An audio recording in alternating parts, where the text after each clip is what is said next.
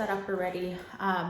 So I'm gonna start off with saying, please, please, please, please, please be very careful if you attempt this. If you have never set up a bar like this, don't do it unless you have somebody else with you that can help you. This can be very, very, very dangerous, get very ugly real quick. So if you don't have an experience with this, don't use it. So when you start doing ab exercises, I'm 2 years postpartum. So for the longest time ever, I have been using my waist trainer, which is great. It's my security blanket. I always refuse to take it off. Everybody will tell you to not do ab exercises with it. I felt like I needed to, especially after I learned I had diastasis, and I just felt like it kept me together. So that was just my comfort. I was not uncomfortable doing it. I felt like I had a full range of motion. I will try my best to advise against it because it's true. You need to be able to feel your abs contract and get a full range of motion, which regardless of how loose a waist trainer is, you are restricting yourself in some way. So I just wanted to put that out there just because you see me wearing a waist trainer sometimes doing ab exercises. Please be careful doing that. I'm just starting to train without it, and it's been very difficult for me.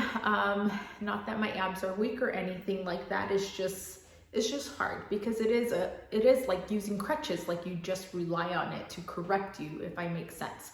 So you can make yourself weaker. So now I'm trying to make myself stronger by taking it off and relying solely on my own body strength. And I'm gonna teach you guys real quick what's the difference in how you contract your abs, because there's different layers of muscles, and I'm gonna talk to you really quick about the difference of each one. Okay, so for the first one, this is my take on when people say brace your core. To me, that feels like a rectus recruit. So I'll do this. So you see how it's kind of popped out? A lot of people, if they do this and they don't know how to breathe with it while holding it, can put a lot of pressure down on their pelvic floor. So you're putting, like, breathing in and pushing down. That can be dangerous. So you want to learn how to just contract, hold it, and still be able to breathe, or having a conversation like I am right now. I don't feel like I'm bearing down. I just feel like I'm contracting my muscles. So that can be hard to get that practice. So before you start doing this exercise that I'm about to show you, which is me overloading my abs, I would say if you don't know how to do this, you're gonna wanna practice this a little bit every day and really feel the difference in your muscles and how they contract.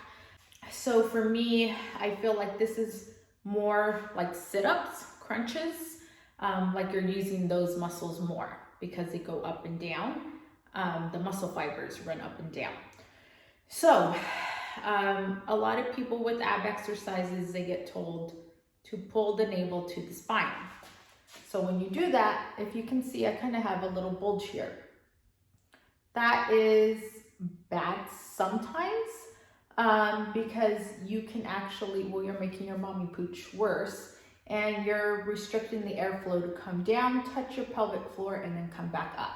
So when we have a proper breathing pattern, I'm still working on mine, so try not to judge me. When we have a proper breathing pattern, our bellies expand a little, our chest moves a little, but our ribs are widening like this. Air is coming down our back. It's called a 360 breathing pattern. So if you are holding your belly button in, you're restricting the airflow and it's not being able to come down. You're gonna get a shallow breathing pattern and you're gonna get a worse mommy pooch because you have like old air just sitting here. You know what I mean? So that's fine when you're doing ab exercises if you have a diastasis, which I used to I still do. I have a deep diastasis that the ab separation isn't there, but I still have a deep diastasis, and I'll talk more about how to fix that. Our internal corset, the transverse abdominis, is our deepest layer that we want to use. However, it goes into 3 parts. So there's the upper, middle, and then the lower. And that's what we want to do with engaging the pelvic floor. So a lot of people don't know how to engage the deepest layer, especially the lowest one. So watch my belly button when I contract this muscle. Do you see how it goes up? Let's see, hold up. Do you see how my belly button just moves up? I'm lifting the pelvic floor, and it's going up. So when you contract all of it, I'm going to tell you to pay attention to my waist. 6-pack gives you more of a cinched waist. Transverse kind of widens. Now let me show you from the side. So 6-pack. This is me relaxed.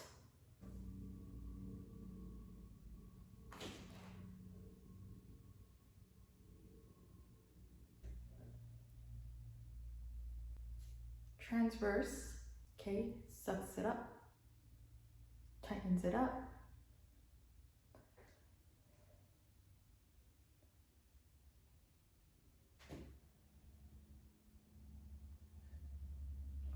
And you can tell the difference because of the line here,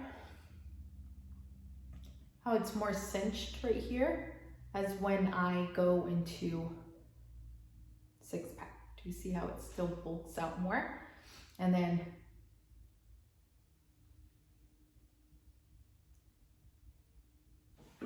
so the biggest complaint I get is that people can't feel it or they can't activate that mommy pooch muscle. And one thing I want to say is let's look at your posture. Okay, so let's use me as an example. I live in an anterior pelvic tilt, so my butt is sticking out. This is just how I'm standing. So when I was pregnant, this is probably how I was just carrying my weight. So that's why I have a rib flare going up and my mommy pooch. Look at this. If I corrected my posture, bring those ribs in, do you see how my mommy pooch just kind of disappears? Like, where'd it go? I don't really have a mommy pooch. It's my posture bulging that out, stretching these muscles, and it's actually weakened. This is all stretched out and my rib flare is going this way. So if I just fixed my posture, see, if I bring this in, my ribs still flare, but if I fix my ribs along with my posture, and I'm not doing nothing, I'm not sucking it in, it's just your abs are supposed to naturally work a little as you're standing, like your whole body is a kinetic chain and it's all supposed to be aligned. Nobody's gonna have an absolutely perfect posture, but if I can just mentally think like, okay, just a tiny little pinch, nothing crazy, I'm not squeezing or doing like this crazy pelvic tilt where I'm like squeezing, but if I just correct myself just a little bit, I do feel a little contraction, like the slightest little contraction in my abs in the deepest layer because of my posture.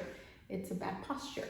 Now, if you are a mom that squeezes her glutes and you're already here, and you probably have like a hunched back, you're weakening this still by over tightening it. So you have to, again, just fix that posture, and you probably can just benefit from relaxing these muscles instead of trying to overwork them, like working out your stomach.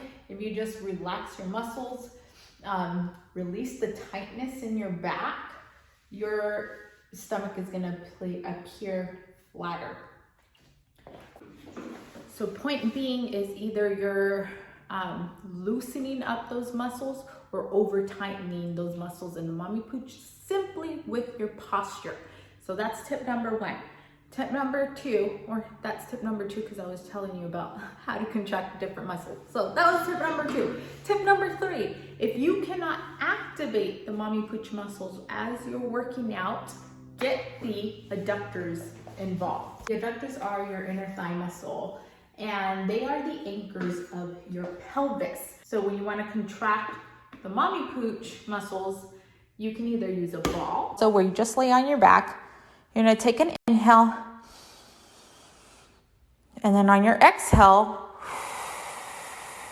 you're going to squeeze and think about pulling. So do like a kegel and then pull it up, and your stomach should flatten out on your exhale as you're squeezing the ball. So it's a lot. Exhale at the exact same time you're squeezing, pulling the pelvic floor up, contracting the lower transverse abdominis. Say you don't like the ball, you can also, at any ab exercise where you're on the floor and say you've got to lift your legs in the air or do leg lifts, if it's hard for you, think about crossing your legs and kind of squeezing those inner thighs together, and that will help you do that lifting motion easier and activating that lower abdomen, the lower mommy pooch muscles. So that's a great way to bring them on board. Once you got that down, so try doing that a couple times on the floor. Once you got that down, when you feel like you know how to contract all of those muscles and the internal and external obliques, which are rotational movements. I don't think I talked about that. So real quick, when you do rotational movements where you're engaging the obliques, so it can be bottom up this way, just kind of to engage the lower obliques, and then when you cross over body movements this way, it's more the top. So think bottom up across for lower obliques, top to bottom for upper. So once you feel all these different muscle contractions, I'm telling you, I'm 2 years postpartum and I'm just now overloading my abs. So I'm gonna start doing that. I was very nervous. It's very scary when you've had a diastasis, when you feel it creating tension. It can be scary and it can be dangerous. It can be dangerous. You can get prolapse. You can make your diastasis worse. So it is important that you manage that pressure properly. But now I feel like I am brave enough to take on overloading my abs, and great way to do that is by adding weights, by doing ab exercises on a power station, like, you know, when you're hanging, or the dip station when you're like on your elbows and lifting your body weight up. That's a great way. However, I feel like people move from ab exercises like on the floor to the gym hanging, and they're just using their like hip flexors the whole entire time instead of contracting the ab muscle. So I feel like it's important to know what each contraction of each muscle feels like, learning how to take your hip flexors out of it. So I just feel like people go straight from like ab exercises on the floor straight to the gym hanging, doing those movements.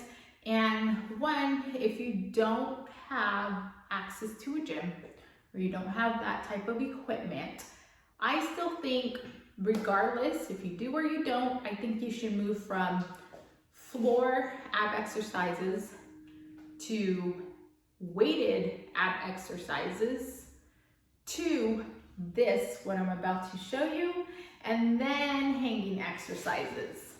Okay, so now the reason why I say that is because I feel like you get the same effect.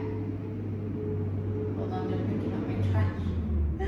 So the reason why I say that is because I feel like you get the same effect from those hanging exercises, but with better control, and it overloads your abs more than even weights, I feel like.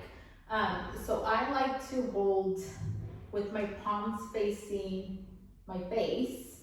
So I hold the bar this way, and think about, almost think about having like dead weight everywhere else, like thinking about your arms pulling your weight down. I got heavy enough weight that it can hold my weight, even if I try pushing, like it can't, I'm not strong enough to create that kind of mobility here where it's going to just throw these weights off and crush my body. So again, this is so dangerous.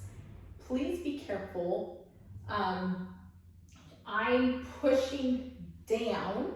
So I have these things on here and I'm pushing down. This is way heavier than the pressure I'm about to create pulling down. So it's nothing crazy. This is not wobbling. I'm very careful with this. Please, please, again, be very careful with this. So I'm pulling down, and depending on what exercise you want to do. So you can do, one of my favorites ever since my first postpartum journey has always been leg scissors. And again, you want to make sure that you're contracting your ab muscles correctly. For this, I make sure I'm contracting the deepest transverse abdominis muscle in the lower area, so the mommy pooch, and also a rectus, so that six-pack recruit, without creating any bulging or doming in the middle of my linea alba. So the linea alba is that line that separates the six-pack, so that line that goes straight down the stomach. I want to make sure that there's nothing pointing up or creating a dome, so nothing just pointing out of it like that, or any like bulge in the mommy pooch area. So take a nice inhale, making sure that my spine is neutral. Okay, so I'm making sure that my spine is neutral, as straight as I can get it. You may have difficulties if you have a really bad spine. So depending on you, you might have to use a towel here, something to kind of straighten out that spine, and creating that nice tension in the abs. So inhale. And on the exhale, you're going to create that tension, and then just inhale when you bring the feet back up. Exhale, controlling that pressure in the abs.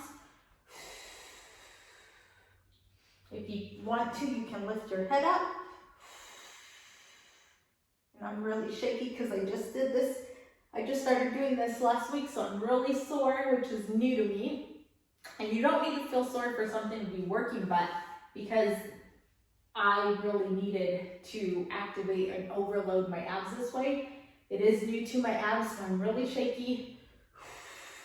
And I love it, because I gotta say I miss that feeling. Regardless, we all want to feel that burn. We want to feel that soreness to know something's working. And although you don't need to feel it, it feels good to feel it, if that makes sense.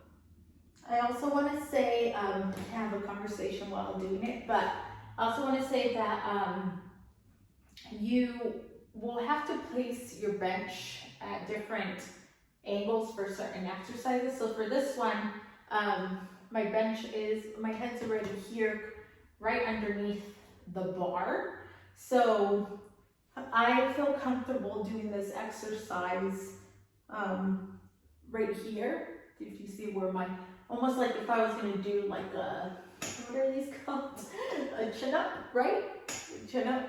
So almost like if I were to do a chin up, that's where I feel comfortable doing this exercise at. Also, if I were to be doing like leg lifts.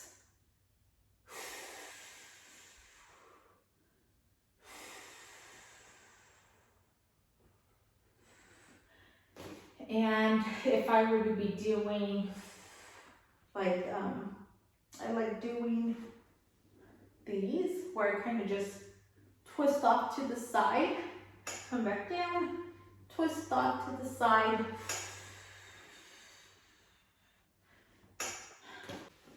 But for this one exercise in particular, I like to be as far back as possible to where my knees are right underneath, right next to the bar. So that way I have just enough room. I may have to scoot just a little bit down. Just enough room to where I can pull myself up. So my thighs are like rubbing against the bar, and I find that that helps to not use your back muscles as much. So if the bench were down, like if my body was down the other way and I was doing that move, you're kind of forcing yourself to use like your mid back more, and this takes your back out of it when you pull yourself up this way, and you are able to engage just the core muscles, the mommy pooch area, since we're all obsessed with that, right? It forces you to just engage the mommy pooch area. Your legs are not what you should be focusing on. You're focusing on just lifting at the pelvis straight up. So just think your arms are there to help you, to support you, to lift that pelvis off the ground. And it doesn't have to be this grand lift where it's just like straight up in the air, like as high as you can go. As long as your core is engaged and you're feeling it in that mommy pooch, you can just do a tiny little lift, and that's all you need. And again, curl or cross your legs over if you need to. Think about squeezing the thighs together, and that can help you too. You feel it in those muscles. And then you can just practice by just doing one lift, taking a little break, and as you get better at this move, then you can just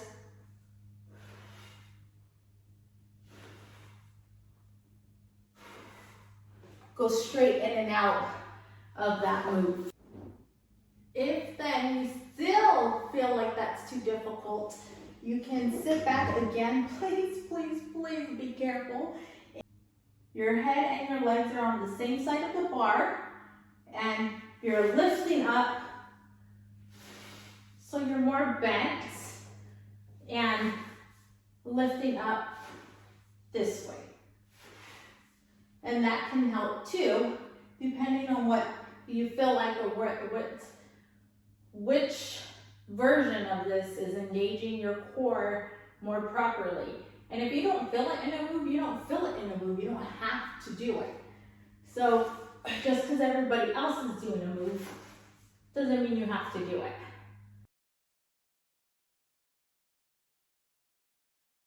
So you can play around with this. There's many, many variations. There's endless amounts of ab exercises. If you don't feel a move, you don't feel a move. You can play with it, you can make it your own, but at the end of the day, if you don't feel it, you don't feel it, and you need to find one that works for you and works for where your body is at in that moment. And you have to, no matter how scary it is, work towards overloading certain movements so that your body becomes stronger. My body finally hit that solid plateau with my stomach where it's not going to improve. Like my diastasis is closed, but it's still about a knuckle deep, and that's not going to improve at all unless I begin to overload it. So as kind of scary as it is in a way, and especially with my newfound possible prolapse, and I will update you on that after my appointment. You know, if we live in fear, it may even get worse. If you're an overthinker like me, we're our own worst enemies, and we may even make it worse just by the way we think and being paranoid. So we have to be fearless sometimes, but carefully. And I really love this new routine I'm doing. You can say I let myself go for the last over a month actually. but it's nothing I'm too worried about. I'm always excited to challenge myself. And I really feel like this is that new level of fitness that I have been dying to get to. And I think I'm finally ready to take that new step, and I'm excited, and I can't wait to keep sharing more with you guys as I progress and learn, and I hope all of this helps you in some way. So I want to thank you for joining me. Don't forget to like, comment, subscribe, all of the above. You have no idea how much it means to me. Just any comment, just to give me some positive feedback, some words of affirmation, something. It means the world to me, and I appreciate it. It really, really keeps me going. I am really excited. I'll be here next week with another exercise for you guys, and an actual exercise routine, but I just wanted to catch you up a little bit in my life and kind of what I'm going to be programming into these videos. But I will make sure to do, to give you variations, ways to modify these movements if you need to. Because I know we all don't have the same equipment at home, and I just want to be able to make you think more creatively of how to activate certain muscles. One size does not fit all, and if I can help you start to get creative with that, with what you have in your home, that would be amazing. That's really just my goal, is for all of us to get like a deep body awareness. And then that's when the juices start flowing. I'm like, if I do this with this move, and oh wow, I feel that more. You know what? I'm just not gonna do that move anymore. It's not working for me, and that's okay. I think we get so set on like, everybody swears this move is the best, and that's the one that's gonna change my body, and I have to learn how to do that move. And if you don't feel it, you don't feel it. So let's do with what we can, with what we got, and I'm excited. And I can't wait to see you here again next week. Thank you for watching.